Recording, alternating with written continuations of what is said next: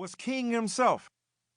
"If any of you are around when I have to meet my day, I don't want a long funeral," King pleaded posthumously in a recording from his drum major instinct sermon, given 2 months earlier and played at the behest of his widow, Coretta. He didn't get his wish. The service lasted 2 hours, followed by a public, nationally broadcast funeral held that afternoon at King's alma mater, Morehouse College. As a 9-year-old kid in the Detroit ghetto, I was drawn to the television screen to view the funeral.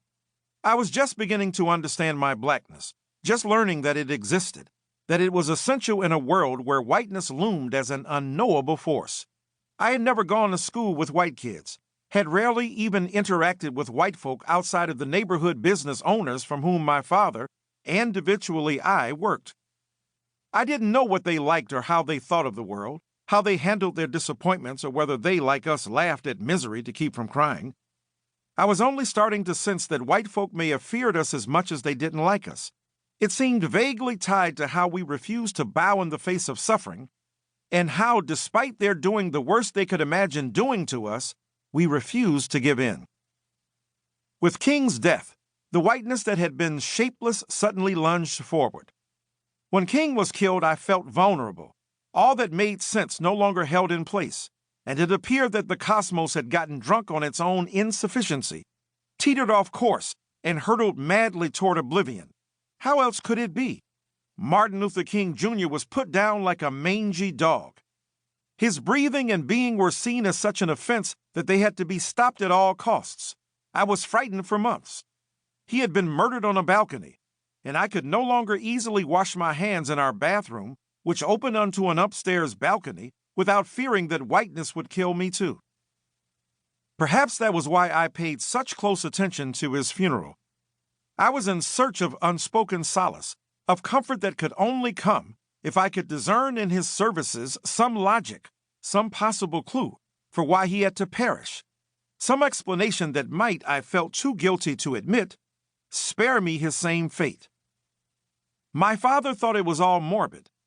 He eventually sent me outside to play, but not before I eagerly drank in the mournful cadences of the folk gathered at King's public service. They surely grieved for King and his valiant family, and yes, for themselves. But their grief had become a ritual that was all too familiar when a leader or an ordinary soul had been silenced by white rage. And by then our rituals could barely contain moments like this, moments for which we had no words. Yet any writer must have words, especially if he is a witness, even a prophet, though not quite as piercing as the one who lay in his grave. Make no mistake, James Baldwin had words. He shared with that fallen soul a style forged in the black pulpit. Jimmy attended the funeral too, having wrangled his way through the massive throng outside, before he was hoisted atop a car and seated inside the sanctuary. In Malcolm and Martin, the essay he wrote 4 years after King's assassination, Baldwin recalled King's funeral. Quote, "The most real church service I've ever sat through in my life," end of quote, then grappled with the national undoing set loose by his death. I had just begun reading Baldwin at the time King was murdered. I inhaled his semi-autobiographical Go Tell It on the Mountain, identifying with the main character John Grimes and his intense struggles with the church, and the passionate effort to reconcile religion and rationality. Not long afterward, I began sampling Baldwin's legendary essays. Baldwin inspired me to read between the lines and beneath the surface, reading me into black manhood with the wise counsel and steady affection of a big brother or loving father.